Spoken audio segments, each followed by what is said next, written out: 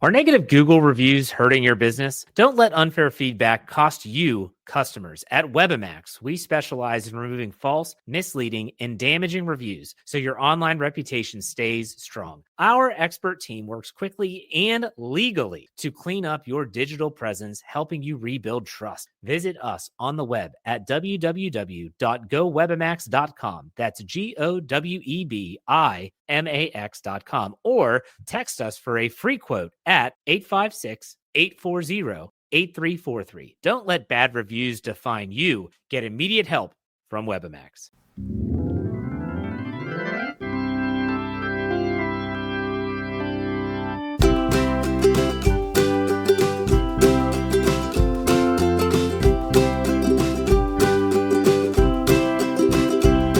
Come meet me at the Musial with Alan and Daniel. We'll talk about the Cardinals all night long. Everyone come gather round, listen to your favorite sound. We'll talk about the Cardinals all night long. We'll talk the games and all the rest, about the team that we love best. We'll talk about the Cardinals all night long. We're gonna talk about the Cardinals all night long.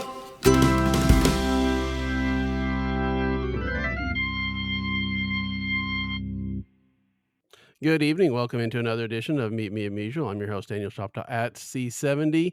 No Ellen Medlock in tonight doing the hoops thing at the high schools, but we have the legend of Cardinal Media. That is Katie Wu joining us tonight. Katie, how are you? Yeah, legend in my own mind, maybe. But I'm happy to be here. This is an annual tradition for us, and I know that spring training is near when at C70 asked me to do his podcast because we usually do this right around this time every year, and we brace for spring training for the start of the season, and usually we have at least one move to talk about. But hey, it's all right.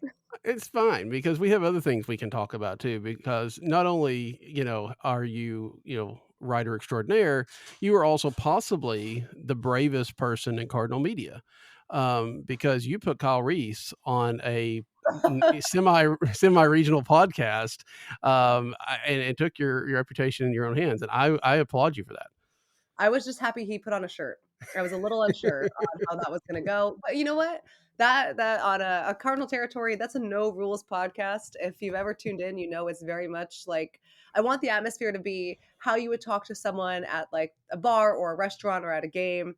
And I thought Kyle would be the perfect person to deliver that energy, and he was great. Seriously, It was. he's fantastic. He's I know one of your favorites and one of mine as well. Yeah, he's great, and I have to, always have to poke at him a little bit, if he's listening to this, which he may or may not be. But let's talk a little bit about the show now. You've gotten what is it about 15 episodes on your belt, maybe a little bit more? I think we're almost to 13. Yes. I mean, Okay, almost to 15. We're at 13 right now. okay. How is it? Because you've done, you've been like you said, this is our fifth time together. You've done podcasts, you've done radio, you've done a lot of different things. How is it different for you to be on the hosting side of it versus the guest that pops in? It's really different because I'm in control and I'm not sure if I'm the person that should really be in control, right? And it's interesting because when you're a guest on a podcast, you're just kind of answering questions or explaining situations that 95% of the time I've already written about. So it's Mhm. just kind of verbalizing the article or verbalizing things that have been written about. But as a host, it's so conversational, and the thing that I'm learning to balance is obviously my job as a beat reporter and as a writer for The Athletic requires that I stay as objective as possible, because Mhm. the second that you start throwing personal opinion over a situation into what is supposed to be an objective article, I think you lose credibility. Yeah. Um, and that's just kind of how I believe beat writing should be. Now, there are other opportunities in media, columnists, for example, and podcast hosts, where your opinion is part of the show. So I try to incorporate a little bit more of my opinion in that show, but I don't want it to be confused with what's actually going on with the organization that I cover objectively. So that's been interesting to learn how to balance, because at the end of the day, I have an obligation to the Athletic, to Mhm. subscribers, to the organization, to be objective. But on the podcast, we can be a little bit more fluid. So it's, I think, the best of both worlds, but still, it's always in the back of my mind, like, that you need to at least, if you're going to have an opinion, present both sides of the argument Mhm. first. Yeah. Are you, and talking in that vein, is there any concern not of what you might say, but what, your guest, your co-host or your guest might say that, sometimes gets like, "Oh, you said this." "Well, no, I didn't say this," and the front office starts to, poke at you a little bit?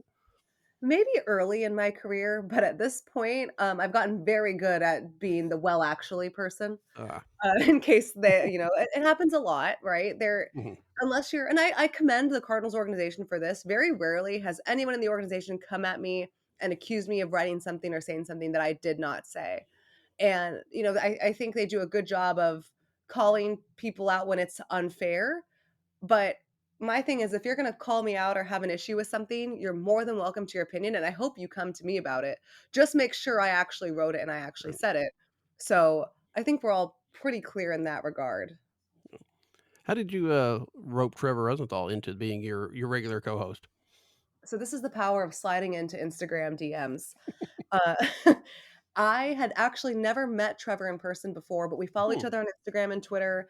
And on all of his stories, he's promoting various podcasts or guest appearances that he was on. And I was listening and I listened to a couple and I was like, this person's really well spoken.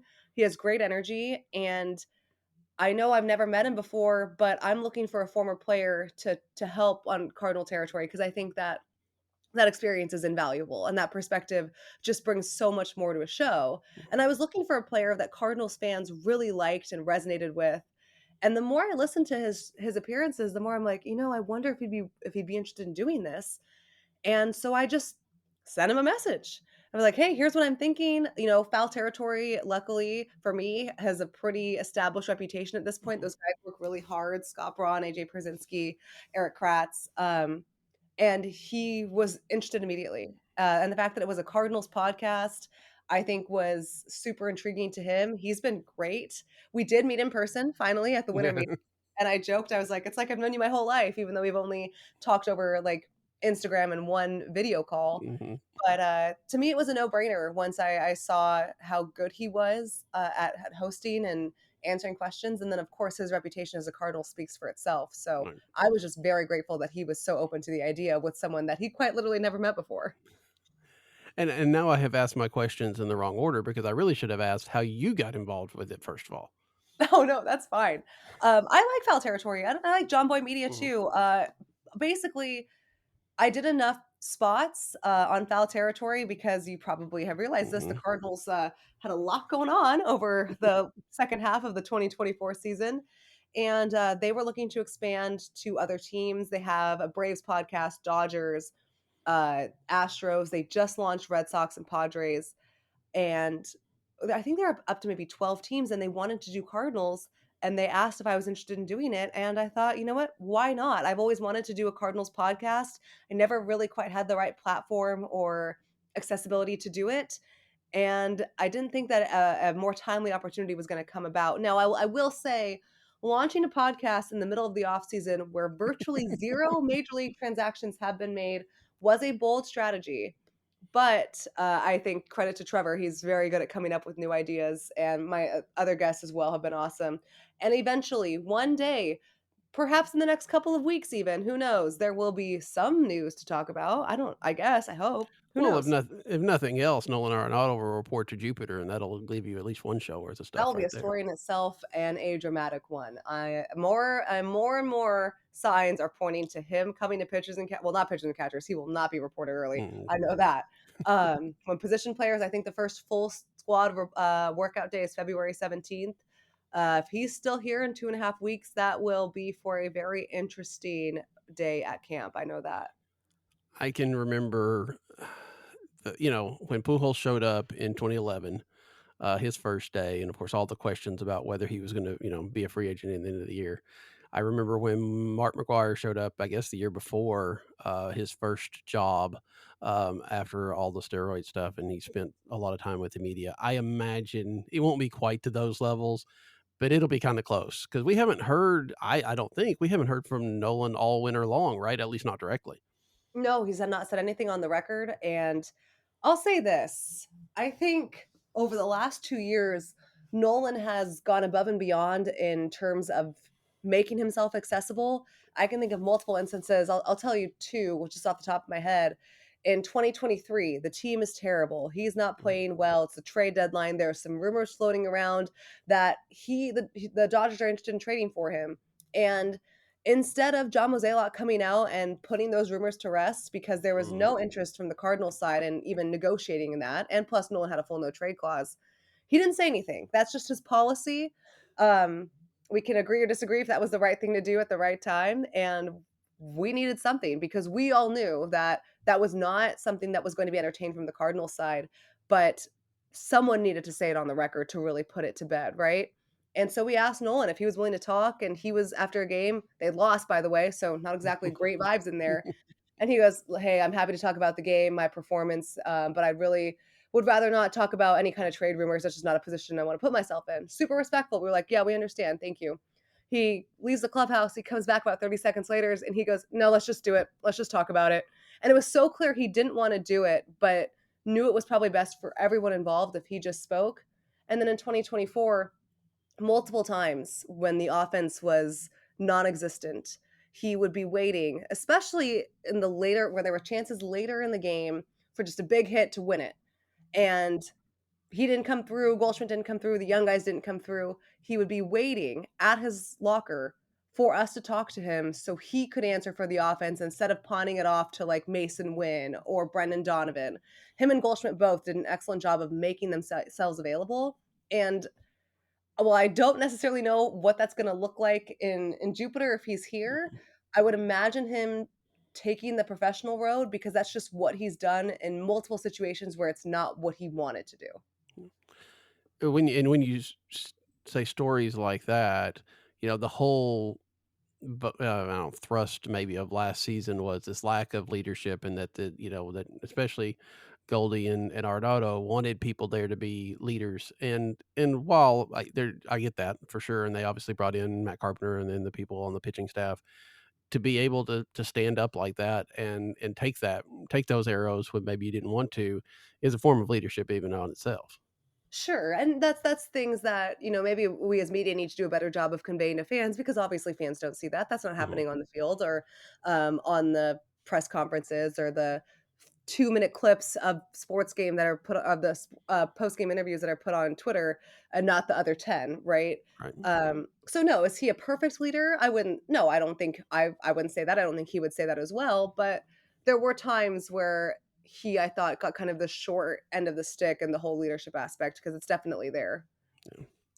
Um, so let's talk about this non-existent offseason. And it really feels to me, in some ways, you kicked it off because of your article there right before the big press conference that kind of laid out this, reset, redevelopment type of thing.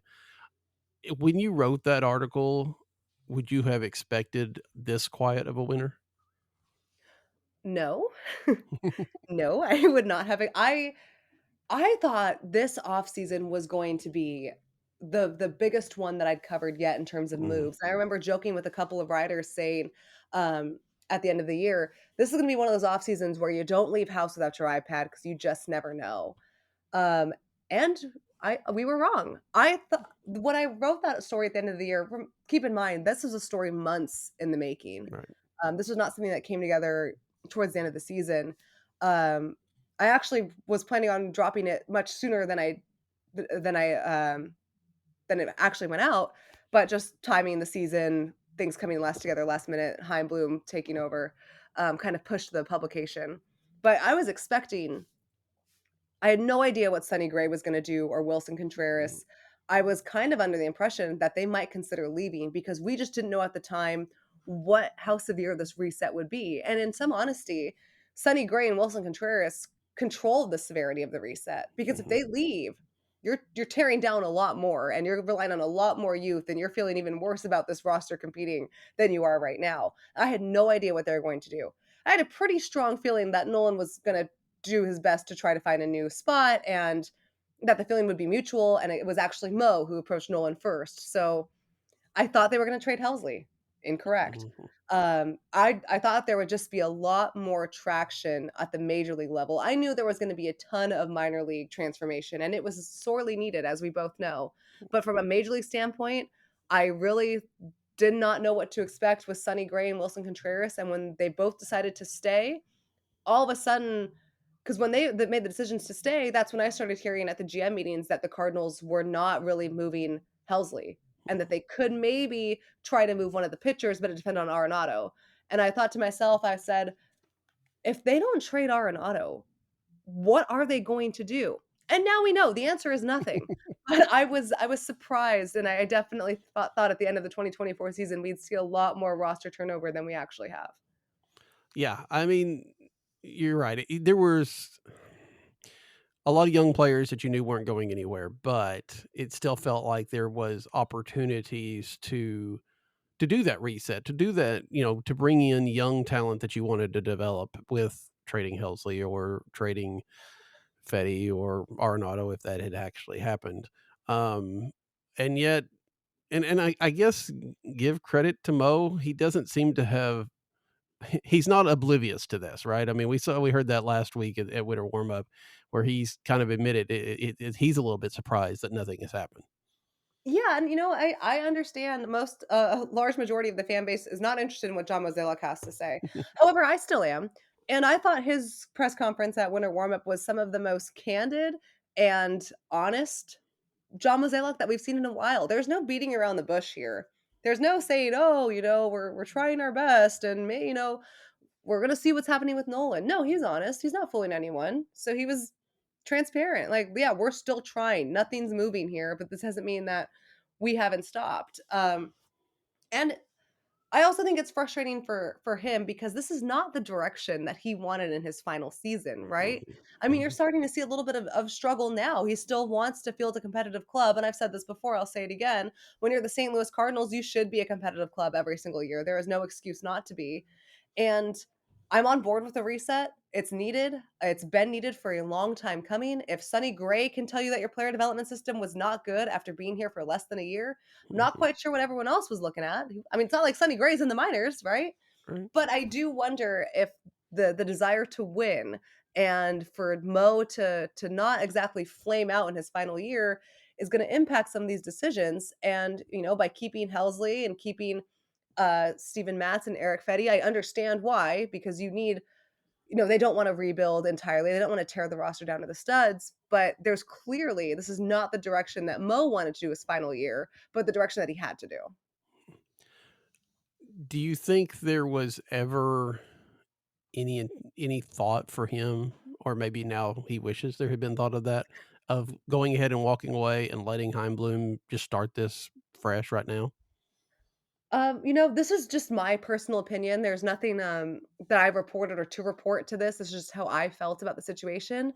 But I was a little surprised to see him come back after the 2022 season. I Mm, thought that he would maybe entertain stepping down or maybe 2023 being his final year. And I remember he signed that 2-year extension the first day of pitchers and catchers. And my first thought was, "Oh, wow. I didn't expect him staying for 3 more years."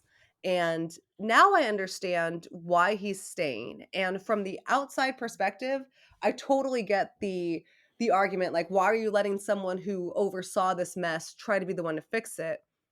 Chaim Bloom is gonna be the one to fix it. What Mo is mm, doing this year is essentially clearing the books of all of his contracts that he signed and all the players that he oversaw their development and figuring out which places are going to stay for the Chaim Bloom era. This is phase 1 of the offseason, and Chaim Bloom, or not the offseason, the reset period, and Chaim Bloom will take over phase 2. But phase 1 is making sure that by the end of the 2025 season, the next front office and the next leadership of the St. Louis Cardinals knows exactly what they're working with. There's a reason why, other than Sonny Gray and Wilson Contreras, and to right now, Nolan Arenado, there are no contracts after the 2025 season. Every single other veteran is on an expiring contract. That's by design, so that Chaim Bloom can decide who's getting extended, who's going to stay, who's going to leave. So I get that from that standpoint. He certainly doesn't want Heim to come in, who, by the way, is very busy revamping the entire Mhm. player development system, to come in and also have to make all these difficult decisions. Imagine if he comes in and the first thing he has to do, hypothetically in 2026, is trade away Sonny Gray and Wilson Contreras. Do you think that's gonna like bode well to kick off this new tenure when you're all of a sudden trading away all the star players? No, it's not. So I do think he's doing what he believes is best to set up the new front office, to set up Heim for success. It just comes at the expense of really competing at atop the division like the Cardinals should be. But then again, what they were doing over the last 4 years wasn't working either.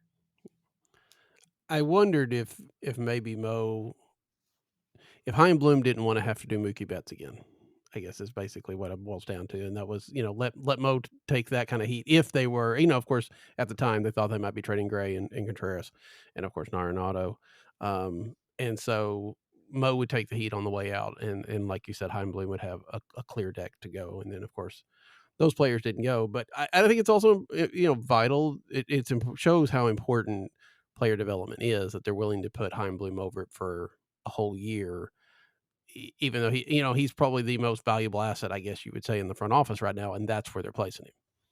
Correct. I mean, can you blame him for not wanting to do another Mookie Oh Betts no. situation? He's a pioneer in modern day player development. He transformed the Tampa Bay Rays. The Boston Red Sox farm system looks great. And all people remember his tenure for is he the guy for trading away Mookie Betts. So, yeah, I would understand that being a concern. But I do think he's the most pivotal person in the organization right now. Um, and when you think about the importance of drafting and developing in the St. Louis Cardinals history, especially under the DeWitt ownership, it's shocking to me how far away they got behind.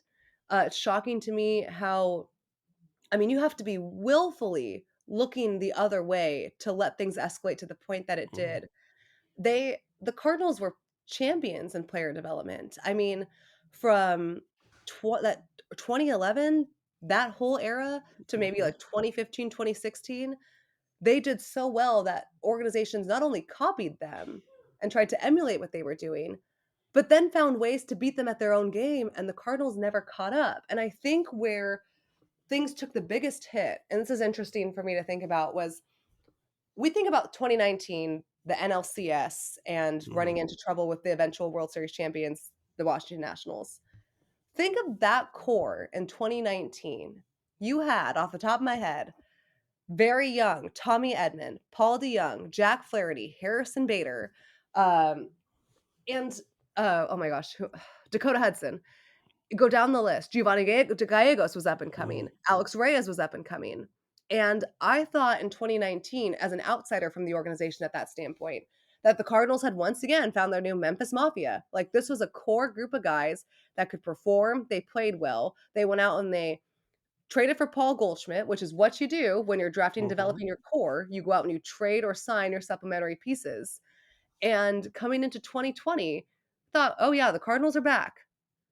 And we'll never know how that true season would have gone because of COVID. And I think that 2020 COVID season derailed a lot of that development from that core because guys like Flaherty, guys like DeYoung, guys like Harrison Bader were never really the same after that. You saw Dylan Yeah. Carlson come up out of need and be rushed, and Carlson didn't pan out in the organization.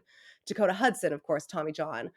And to me, after that core group, to no fault of anyone's, kind of hit a roadblock, that's when player development started to really tumble and fall behind the industry as well. So it was kind of the perfect storm there.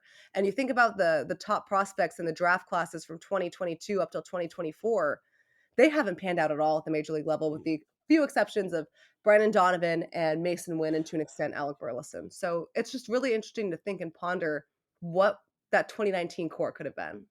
Yeah. Yeah, I mean, obviously, we think about how a lot of things would have gone differently and after if 2020 had been a normal year, but, that is definitely one of the things.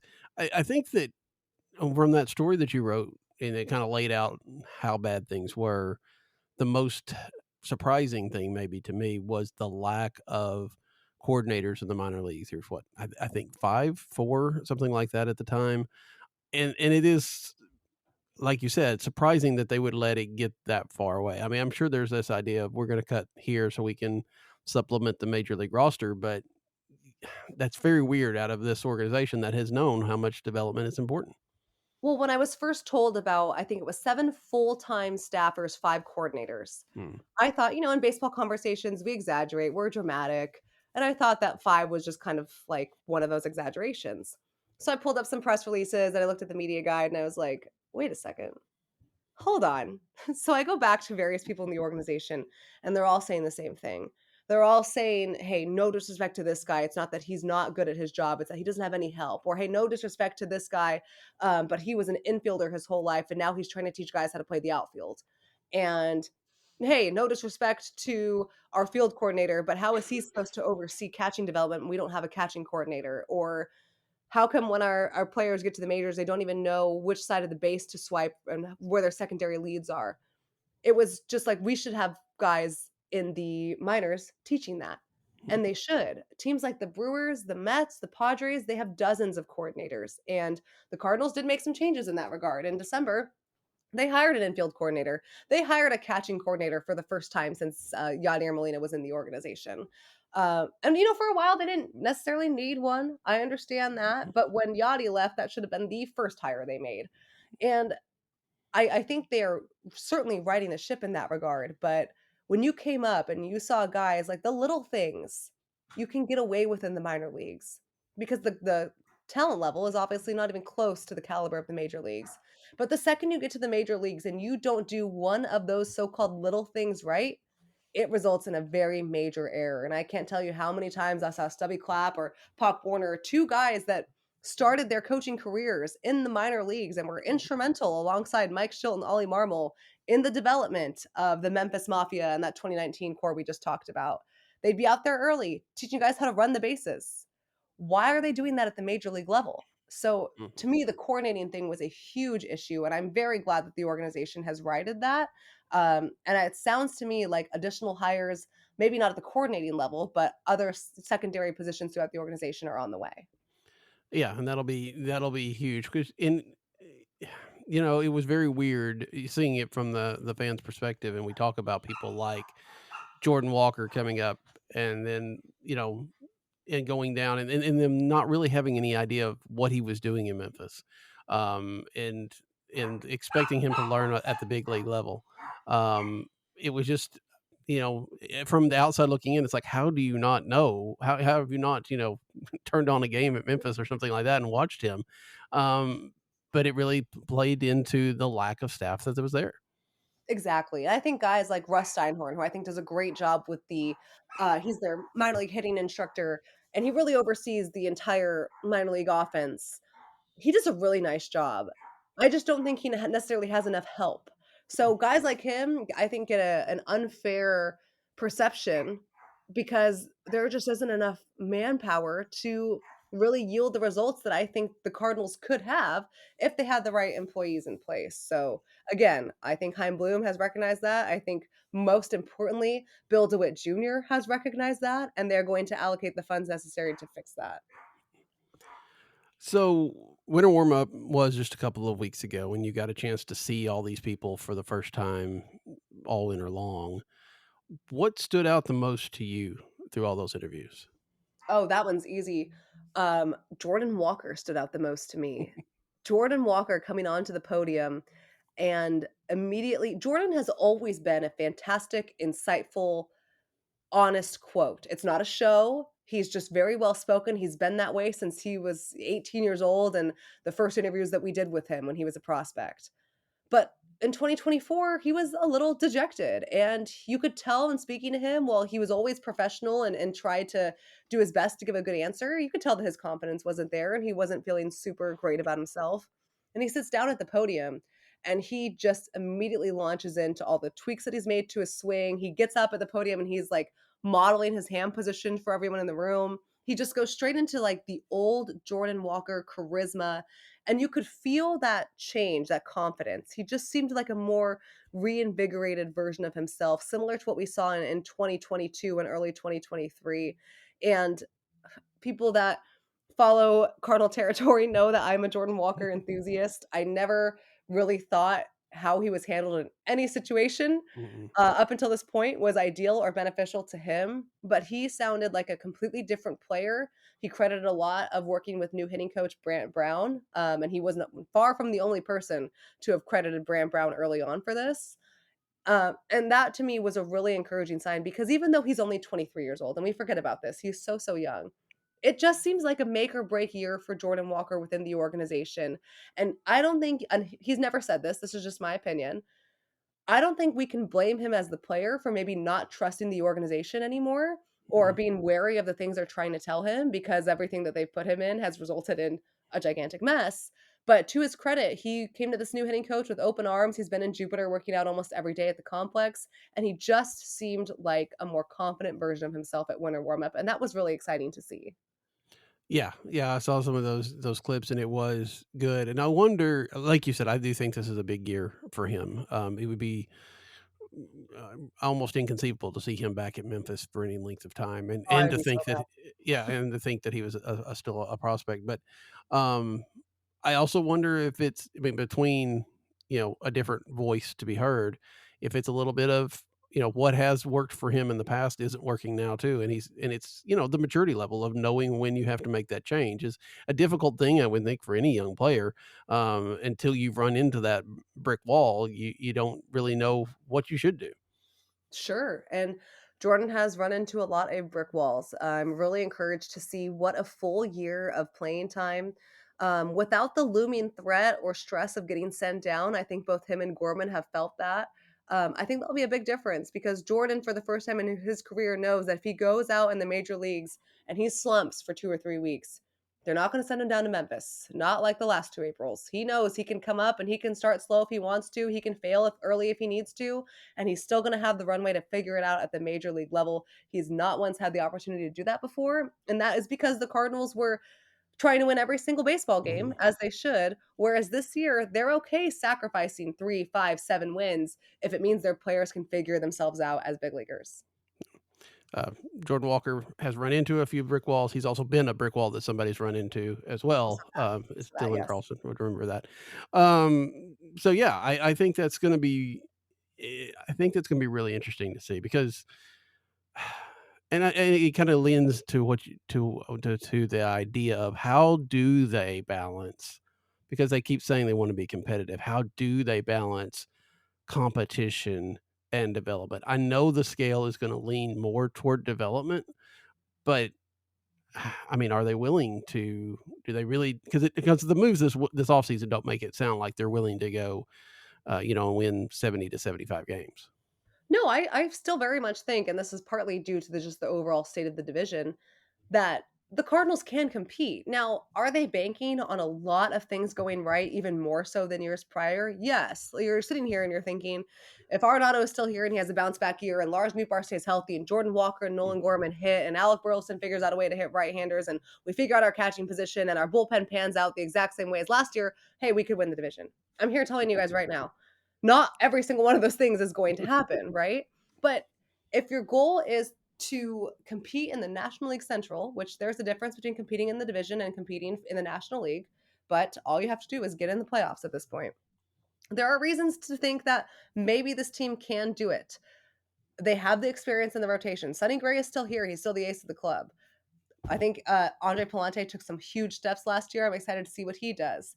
There is some quality in making 30 starts. And hopefully, Miles Michaelis is more of his 2022 version than 2023 and 2024. You have one of the best closers, if not the best closer in the game, in Ryan Helsley. And you have a healthy Wilson Contreras. You have a lineup that should outperform last year's by a pretty good margin. So, no, it's not been a fun offseason. No, it's been pretty frustrating actually. But it's not like the Cardinals completely ripped their roster down and are rolling out a lineup of 4A hitters. There are some like very accomplished major leaguers still in St. Louis. And if half of that list that I just rambled off goes according to plan, you could be looking at an 88 win team. Is that going to be enough to win the division? It might. Yeah, it might. Um, I worry less about the hitting than I do the pitching, just because, like I said, there's some big ifs in there.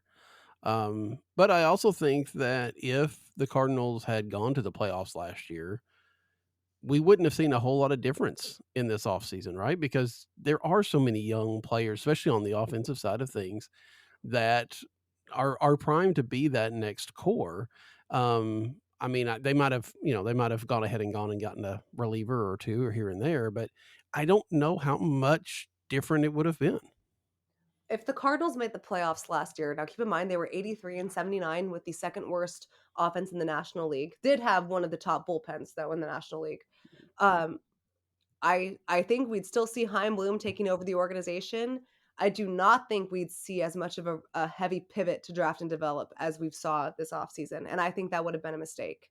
Mm, I think it was a blessing in disguise the Cardinals missed the playoffs because they could no longer run from the obvious. They could no longer hide behind their another postseason berth, another hang the wild card. We made the wild card banner at Busch Stadium. They had to force like they were forced to come to the realization that their system wasn't working. Their player development system was outdated. And this whole spend every single dollar in free agency and hope to sneak in the playoffs is not a viable strategy. So, of course, if you're a Cardinals fan, you want to see St. Louis in the mhm. playoffs, like duh. But I do think again it was a blessing in disguise that they missed the playoffs because it forced them to reckon with the obvious changes that have been needing to happen for years now. And that coupled, of course, with 2023, because I mean, you would have thought, Oh, 2023 would have been, oh, that wake up call. But like you right. said, they thought they could go out and buy a new rotation and everything would be fine, and it was better, but it It wasn't was fine. better. And I think 2023, they really did believe was an anomaly, and I didn't Mhm. think the Cardinals were gonna be that bad in 2023. I mean, was I out here saying, "Oh, here come the future world champions?" No, but I was like, "Oh, yeah, this is a team that could compete for Right. back-to-back division titles," and I don't know what the heck that was, but by missing the playoffs in 2024 and yes, they were much better last year than the year before, um, they could no longer say 2023 was an anomaly. 2023 was worst case scenario, but they are who they were in 2024. I think, they were actually exceeded some expectations. We talk a lot about Ollie Marmol as a manager, but we're probably not talking enough about the expected wins versus the actual wins. The Cardinals won, I can't remember off Mhm. the top of my head, between 7 to 9 more games than they were expected to last year. So they really actually overshot their expectations, and it once again forced the organization to realize that they had to make these changes. Yeah. And, and I've heard the comparison on places, and I think it's probably fair. Um, a lot of that is the difference in a healthy Ryan Helsley, right? I mean, he obviously had a great year last year. He was hurt in 23, and I don't know that you can write it all off to that, but that, the fact that you could get to a ninth inning with a 1-run lead and not feel like it was about to evaporate, at least gave fans a little bit more excitement. No one was happier to see Ryan Helsley enter a game than the writers on Deadline because you knew your game story was gonna be okay. And the bullpen management last year, I thought we saw tremendous growth from Mhm. Ollie Marmol and Dusty Blake in that regard. And, to an extent, Daniel Descalso because he does have some sort of say in those decisions as well. But the Cardinals were able to win so many games because of their bullpen. 1, the talent there, and 2, how it was utilized. Helsley, of course, we're gonna talk about him. He was fantastic, and in my opinion, the best closer in baseball last year. Andrew Kittredge as a setup man, that's where I think the Cardinals are really going to struggle to replace Mhm. that Mhm. position because he was just as effective. He also, like, never took a day off. They had to force him to, and even then, he was still like I could see him as I'm spying on relievers, with my binoculars, just, like, throwing the ball around, ready if needed. Ryan Fernandez, great rookie campaign. Matthew Liberatore took that role and excelled. Jojo Romero, we saw some flame out towards the end of the season. If he can find some sustainability, he's a great setup man from the left-hand side. And how those guys were used, managed their roles, how it was explained to them, that's, I think, the biggest strength for the Cardinals last year, and that's their biggest question. Can they replicate that success with a much younger, much less experienced relief staff next year? Yeah. Yeah, relievers are so volatile anyway. I mean, it Correct. feels like even if you have a great bullpen, you need to turn it over the next season anyway, just because it's not likely to happen twice. But yeah, I think that is going to be a very interesting way of looking at. And Ryan Fernandez was amazing to be a Rule 5 pick, and then to go from being a Rule 5 pick to being a guy that I think saw some seventh and eighth innings. was, I think, again, a key, that, hey, finding talent and developing it is a good idea. I was big on the Ryan Fernandez train. The only thing I'm not big on is his nickname. His, you know how baseball players always have, like, there are 2 Mhm. things to have a baseball player nickname. It's either 1 syllable or it's like your first initial and an abbreviated version of your last name. Right. His baseball nickname is just Fern, straight up. We gotta do better than that. It's gotta be better than that. There are some other, like, pretty not great ones, but Fern might be the worst. I mean, yeah, if you're named after a plant, that just isn't gonna go very well in baseball, I wouldn't think. But you're right, baseball players are not necessarily the most, inventive, when it comes to nicknames, unfortunately. Yeah, but get to work on that. I wanna see, just start throwing something into the articles and see if it catches. No, they should let me make nicknames. Actually, I got the worst nickname of my life, in 2023. The first and last time I wore glasses into the clubhouse, like a standard game. I just walk in for pregame, and from the, like, back corner of the room, I hear, "Hey, what's up, Four Eyes?" from Genesis Ah, Cabrera. And I turn around, I look at, I think it was Newbar next to me, and I'm like, "Am I Four Eyes?" And Giovanni Gallegos is dying laughing. And to this day, even though Cabrera and Gio are no longer in the organization, I'll mhm. get, like, a text or a message from them, and it's never, "Hey, Katie, how are you?" It's, "Hey, Four Eyes, what's up?" I'm like, "I wore glasses one time, you guys." Yeah, when you wear them all the time, it just rolls off, you never hear it anymore, but, Right. yeah, that's, defining moments in our lives are what come up with the things that we remember, and obviously that was one of them. Yeah, I'm so glad that my defining achievement in both of those relievers, careers in St. Louis was that they could describe me as Four Eyes, and it did stick for a long time. So you head down to Jupiter in what, 2 weeks?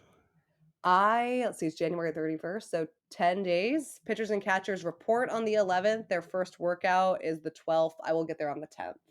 Okay, so is there a story that you're looking for? Are there threads that you're gonna try to pick up as, in the early goings?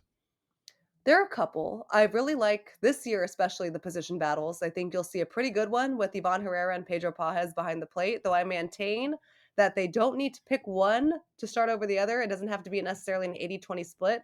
You can platoon there, and you'd hear no complaints from me. I am very intrigued to see what the Cardinals do in center field. I think Mhm.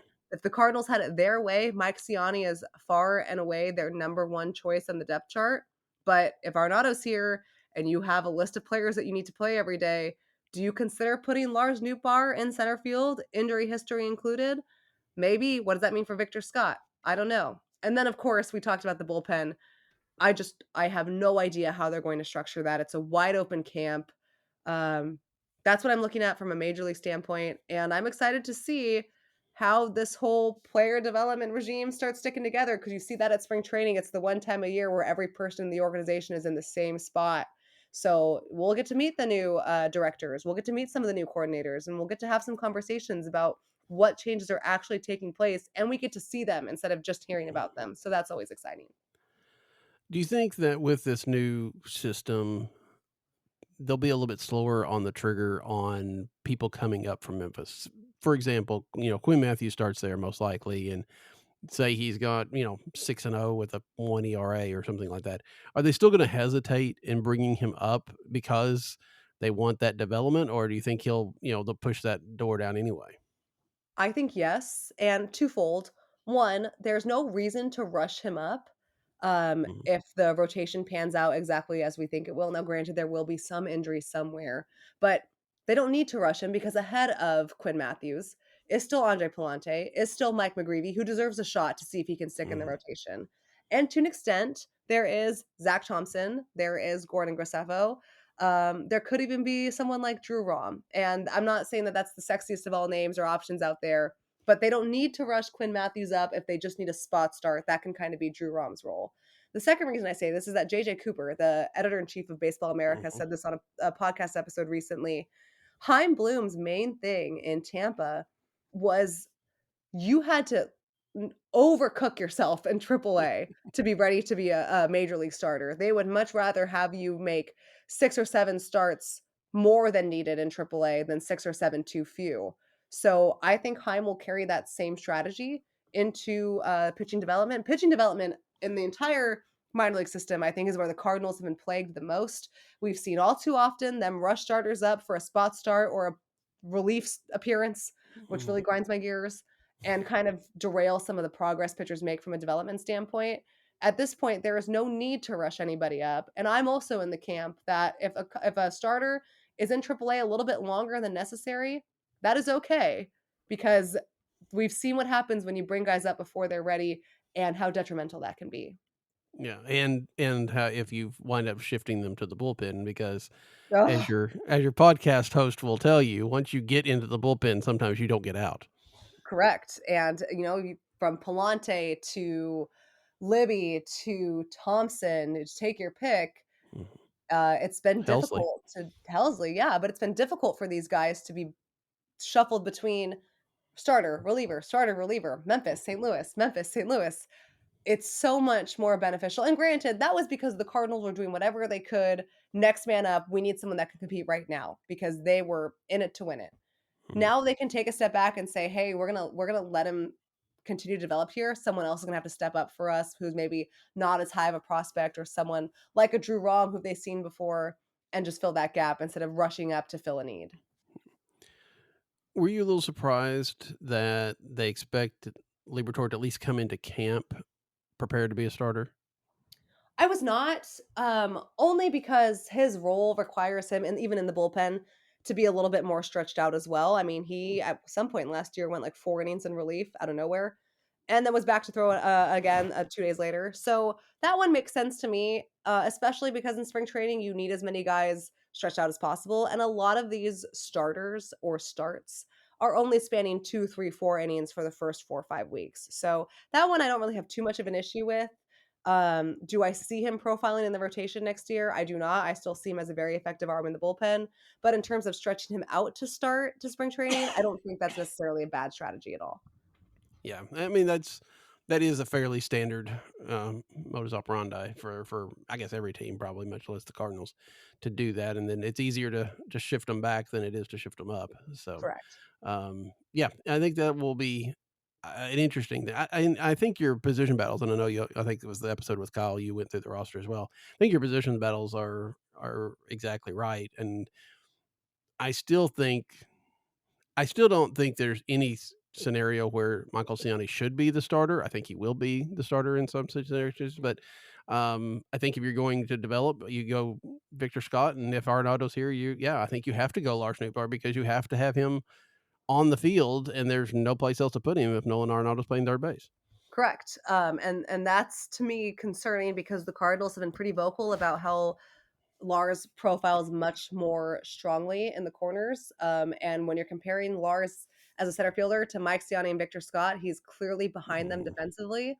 And of course, the injury history. I'm not sure if you want someone who has been on the injured list and missed at least 40 games in each of the last 3 seasons to play center field. I'm pretty sure that was the position he was playing when he crashed into the wall in spring training. There are various concerns there, all valid with Newbar playing in center field, but you almost have to place him there just based on current roster construction. And we'll see. I think Victor Scott has all the tools. He certainly has the speed. He was not necessarily put in a position to succeed with no outfield coordinator. I cannot recall a major leaguer getting feedback about how his routes were below league average and being surprised about it because no one told him that in the minor leagues. That's quite literally what Mhm. the minor leagues are for. Um, and while I'm not advocating for him to go to AAA or sit on the bench by any means, if he needs more time to perfect those tools, I still think he can be a dynamic center fielder. I just don't know where he's going to play because to me, it's almost a disservice to him to keep him as a fourth outfielder, whereas Mike Mhm. Ciani has the skill set of a fourth outfielder. Winning teams, playoff teams, have a defensive option off the bench like Mike Ciani that can come in, play lockdown defense, swipe a couple bases, use his speed. Well, I think Victor profiles as the more long-term, more rounded player in the long-term future. So I Uh, don't know. uh, Center field is going to be a lot.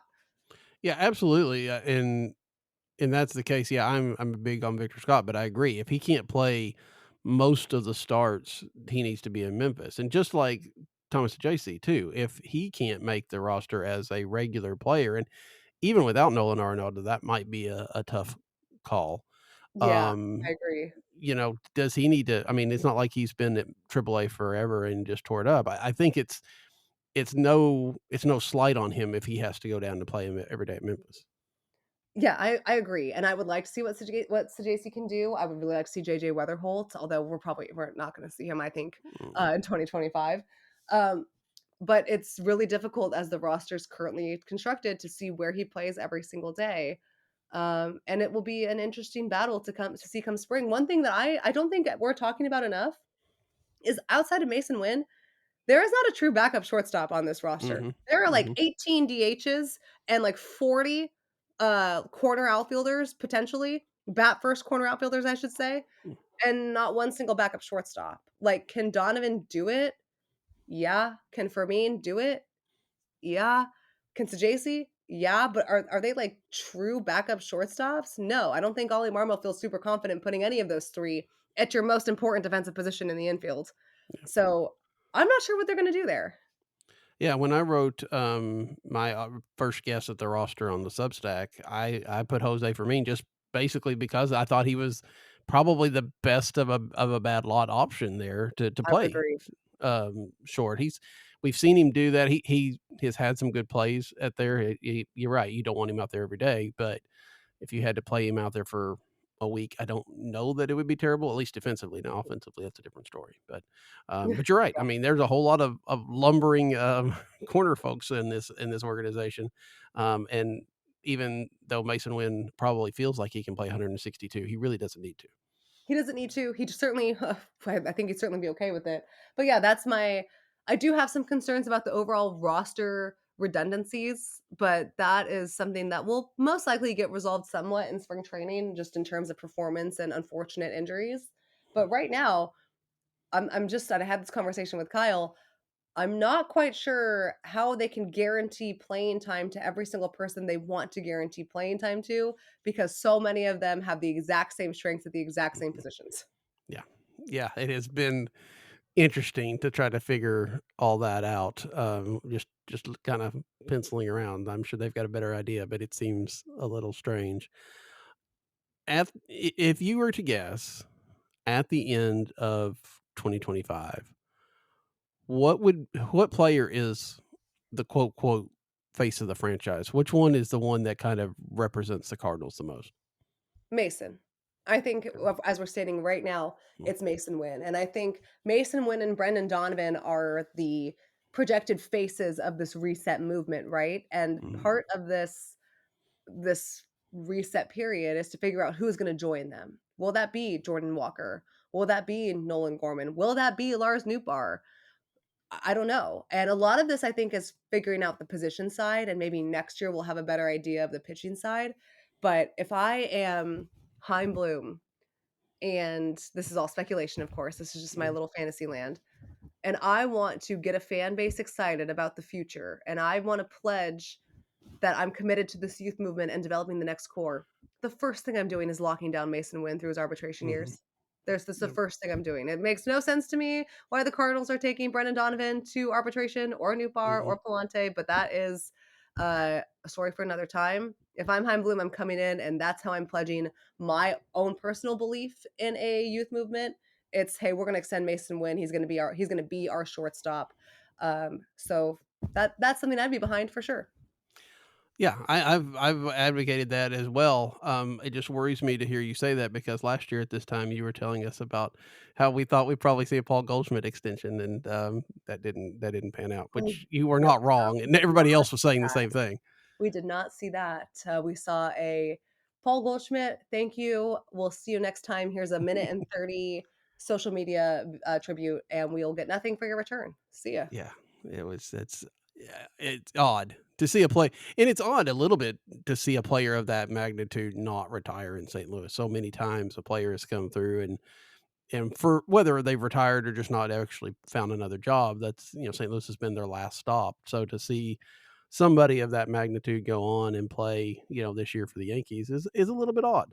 It's very odd, and I know one thing. I know that standing ovation at Busch Stadium when the Yankees come in August will be very loud and very deserved. Paul Goldschmidt, total pro through and through. I probably can't say enough good things about him, and I think if the Cardinals made the playoffs in 2024, I think they bring him back. Yeah, But they that's didn't, so probably here we are.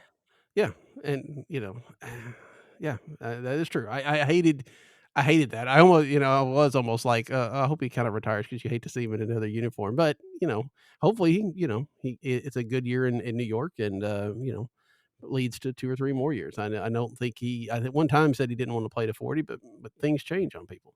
Things change, life comes at you fast, just like spring training coming at us right around the corner. Absolutely. And so when the season starts, when you get to spring training or when the season starts, how are you going to be able to keep up this 2 a week podcast schedule? So jokes on me, we're actually going 3 times a week. Which again, a very ambitious project of mine. But the thing about being with everyone in the organization is it's much harder to say no to me in person than it is over text or phone call. So if you are a member of the St. Louis Cardinals, you will be hearing from me. I will be begging you to come on the podcast. And if you say no to me in person, just know that I'll be very upset.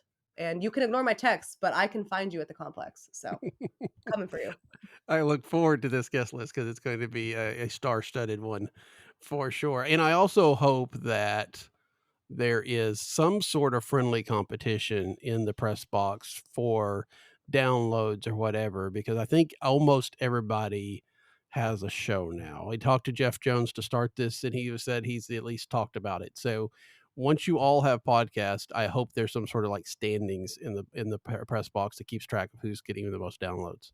I mean, how cool is that though, right? Not only Yeah. do you have so many accomplished writers, radio, TV people to follow, but there are so many different outlets that you can find us at. Like St. Louis media, I think it was certainly not something that I realized coming into this job at 24 years old, just how much this fan base follows and cares about like what the media is saying. That's it's such a privilege, honestly. And the whole reason I think I was able to find success in St. Louis is because of the fan base, a majority of it coming on Twitter. And I know I joke about it a lot with, some crazy replies that we get, especially about the lineup that again, I do not make, but whatever. The fan investment in the team and then in the media also, that makes this job for all of us. And, I'm not gonna speak for everyone, but I know we feel the same way, like, we don't have jobs without the fan Mm. interest. The Athletic is a paywall site, and there are only 15 teams with beat writers. I cover the St. Louis Cardinals because the fans support me enough where my company sees value in this position. Just across the state, we don't have a Royals beat writer. They're an up and coming, really exciting organization, and we don't cover them, but we cover the Cardinals who have been in a down year really since I've gotten here, so that's cool. Um, because the fans care so much about it. So then that's awesome to me. I had not put that together, Katie. This has correlation does not equal causation, but sometimes, I mean, which I'm still waiting to cover a postseason win, which not to be like greedy, I thought that was a layup covering the St. Louis Cardinals. I thought I it was gonna should get be. that instantly. Yeah, you should have had that well under your belt by now. Heck, But it's boring writing about the successful stuff all the time. That's what I hear. yo, is it? I don't know. I don't think so. Um, Uh, yeah, and I think I have scattered off of whatever thought I had at the end of that, but, it has been fun, as always, to have you on here, and oh, I know what it was. You are starting your 5th season with the Yes. Cardinals, Oh my if gosh, I'm I'm getting right. Yeah. old. I mean, I still remember the first day you that first show you did with us, you hadn't even moved into your apartment, and Correct. now here you are. I don't wanna say the elder statesman because you're not. You're still kind of the new kid on the block to some degree because St. Louis media doesn't move. These guys cover forever. But I mean, if you were to look back over the last, 4 seasons and going to 5, where do you think you have grown the most as a writer? Oh, wow, great question. I bet Mm. had to have one eventually. You saved the best for last. No, That's right. I'm kidding. I think where I've really grown is feedback. I used to take things personally.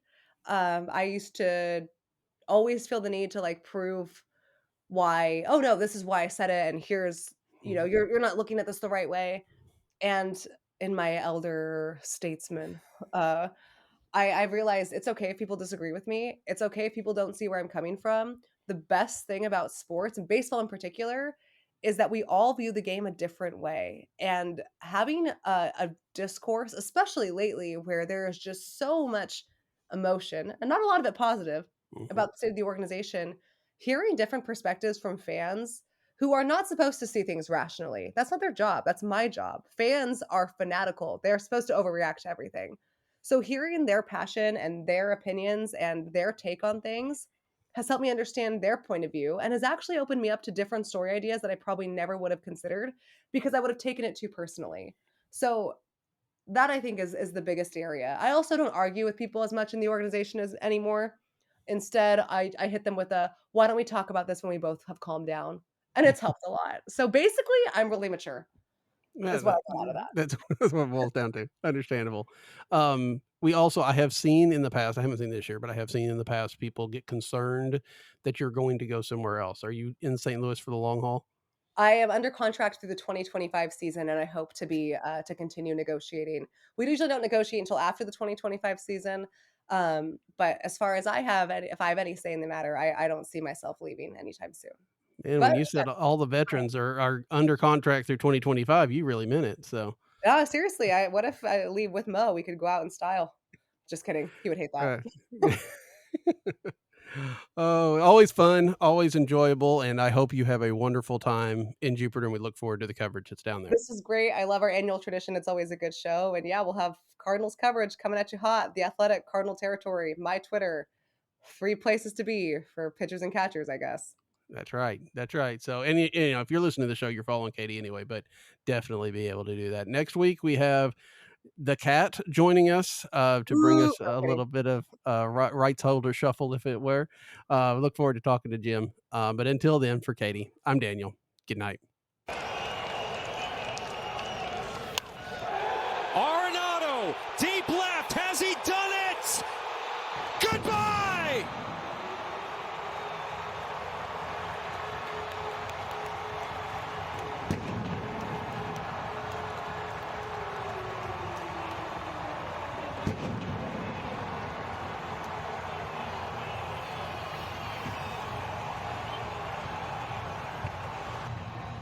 A grand slam to end the night.